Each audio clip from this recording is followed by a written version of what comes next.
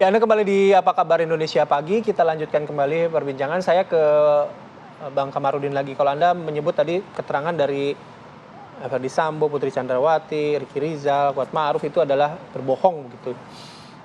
Untuk Iya. dua orang yang kemarin menjadi terdakwa dan diperiksa, Bang Kamarudin, Ricky Rizal dan juga Kuat Ma'ruf, buat Anda itu atau dari tim Anda, kebohongan mana yang paling terlihat dari keterangan mereka itu kemarin? Kebohongan yang paling menonjol itu sampai jaksa kesal saya lihat ya, karena mereka tidak melihat apa yang di depan mata mereka dengan jarak kurang lebih 1 sampai 2 meter. Jadi ada hal-hal tertentu yang sifatnya memberatkan dan atau bisa menjerat mereka, khususnya Ferdy Sambo, tidak dilihat, tapi hal lain dilihat gitu loh.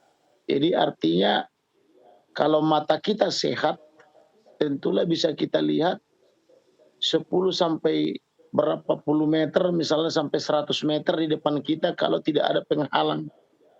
Tetapi mereka ini 1 sampai 2 meter saja tidak mereka lihat di depan matanya, kecuali dokter mengeluarkan bahwa mereka mempunyai penyakit mata, kan begitu, itu lain lagi soalnya kan gitu. Tapi sampai sekarang kan tidak ada pernyataan dokter bahwa Kuat Ma'ruf maupun Ricky Rizal memiliki penyakit mata kronis atau sakit mata yang sangat akut gitu loh.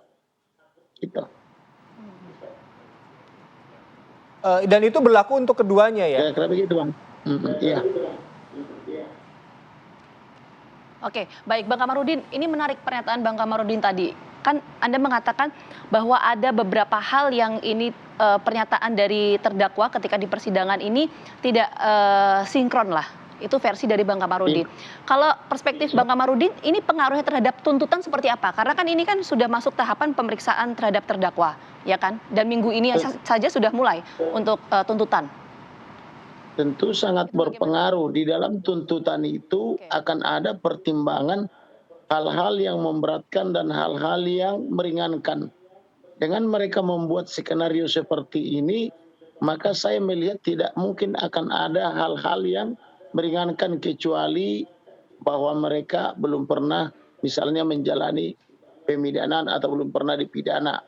Tetapi dengan mereka terus membangun rangkaian kebohongan, saya yakin jaksa akan membuat begitu banyak pertimbangan tentang hal-hal yang memberatkan, misalnya tidak berterus terang, berbelit-belit, mempersulit misalnya penyidikan, persidangan dan sebagainya gitu ya, atau tidak kooperatif gitu loh.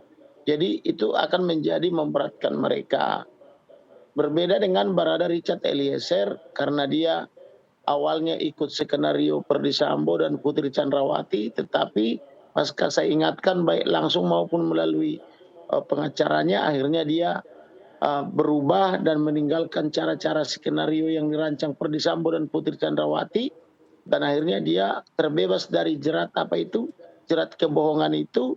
Dan saya pun meminta keluarga mengampuni Barada Richard Eliezer, kemudian keluarganya pun, keluarga Barada Richard Eliezer, ayah ibunya, kekasihnya maupun keluarganya, saya pertemukan dengan keluarga almarhum Brigadir Jo, yaitu ayah ibunya. Saya traktir mereka makan malam di restoran Baku Sayang pada tanggal 26 Desember 2022, dan saya minta mereka saling memahami dan saling memaafkan, dan itu terjadi kan begitu. Itu tentu akan menjadi hal-hal yang sangat meringankan bagi Barada Richard Eliezer begitu. Oke.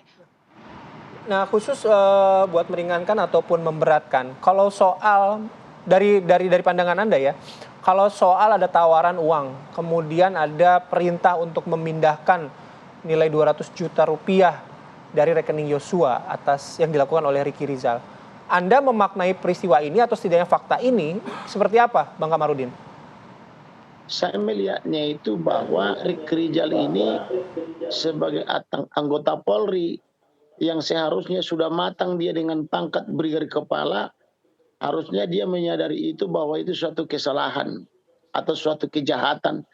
Dan asas hukum pidana itu kan tiada pemidanaan tanpa kesalahan, yaitu kesalahan yang bersifat kejahatan atau disebut dengan Headstrap Gender School. Jadi dengan dia mau memindahkan uang dan atau mencuri uang dengan kekerasan dari rekening almarhum itu menandakan bahwa dia benar-benar sangat jahat dan layak dihukum mati.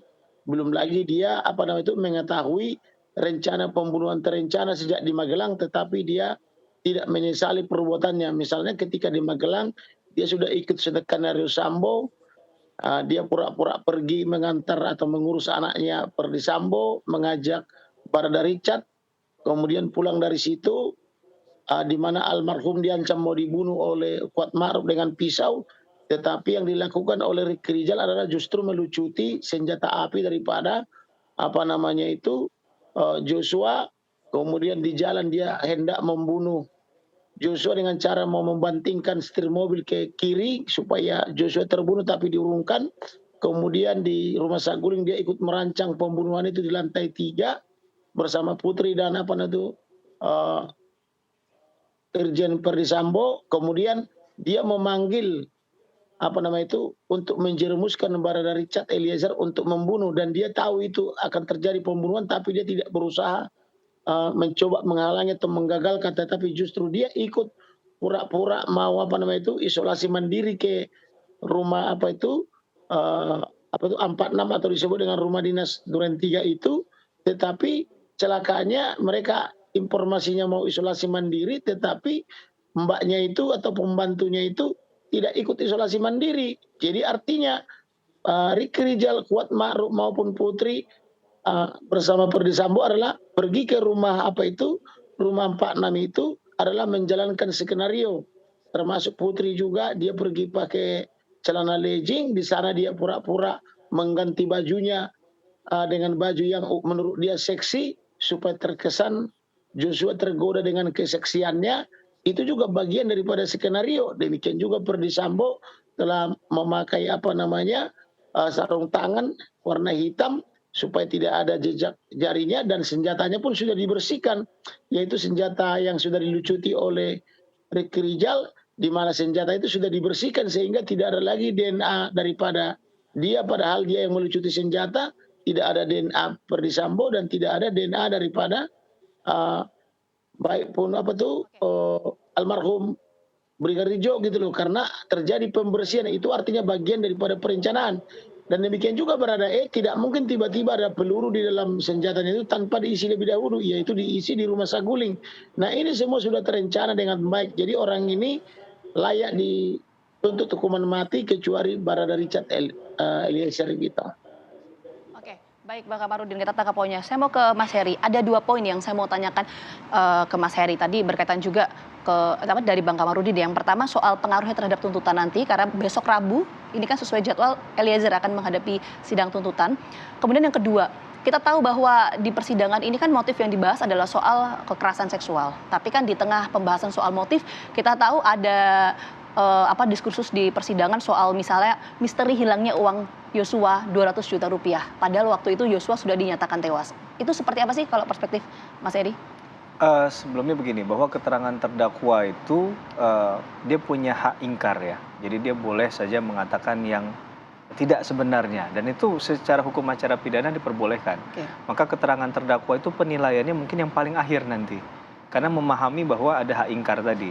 Nah, sehingga apapun yang dijawab oleh terdakwa silahkan aja, tapi apakah itu langsung jadi fakta hukum yang kuat?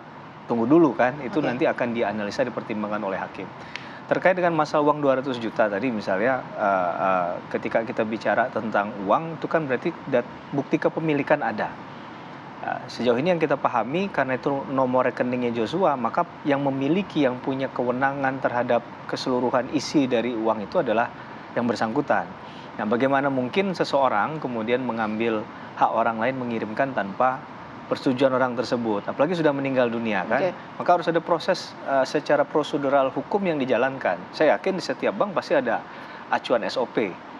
Misalnya disampaikan dulu keterangan kematiannya dan lain sebagainya, asal mula uang itu dari mana. Jadi ini jadi persoalan ketika uang milik orang lain itu diambil dengan cara prosedur yang salah dan melawan hukum kan. Nah, ini jadi satu hal yang penting juga menurut saya dalam data persidangan, untuk apa hal itu dilakukan. Jangan memaknai begini, karena ini hanya dititipkan kemudian boleh dilakukan apa saja. Padahal ketika menitipkan itu kan pasti ada konsensus nih. Kan? Saya titipkan ini untuk apa dan apa. Kenapa nggak dijelaskan di awal? Kenapa ketika fakta itu 200 juta itu baru muncul, baru kemudian coba dijelaskan bahwa ini milik saya dan lain sebagainya. Jadi ada bagian yang diakui, ada yang tidak. Nah inilah yang menarik dalam melihat sisi pembuktian ya, menurut saya. Seperti tadi misal pembuktian bahwa dia mengatakan tidak melihat tadi kan. Jaksa akan mencecar dengan kondisi ruangan saat itu gelap atau tidak, berapa jarak pandang yang ketika terjadi. Jarak 100 meter dengan 2 meter tentunya berbeda. Apalagi kalau memang sekali lagi dia nggak punya, mohon maaf, kekurangan dalam hal penglihatan kan. Jadi ini jadi catatan menarik untuk melihat, silahkan Anda berbicara apapun, tapi ketika hakim melihat dari pemeriksaan setempat jarak sekian ini kira-kira memungkinkan nggak kalau tidak diketahui, tidak mendengar, gitu kan. Nah, itu menurut saya penting. Baik, terima kasih Mas Heri, Bang Kamarudin juga terima kasih. Mungkin besok juga kita akan bahas lagi, terutama tadi kita sampaikan agendanya sudah mulai tuntutan. Nanti kita akan lihat ya, keterangan-keterangan yang sudah disampaikan oleh para terdakwa ini akan berpengaruh pada tuntutan ini akan seperti apa. Sekali lagi Bang Kamarudin terima kasih, Mas Heri terima kasih.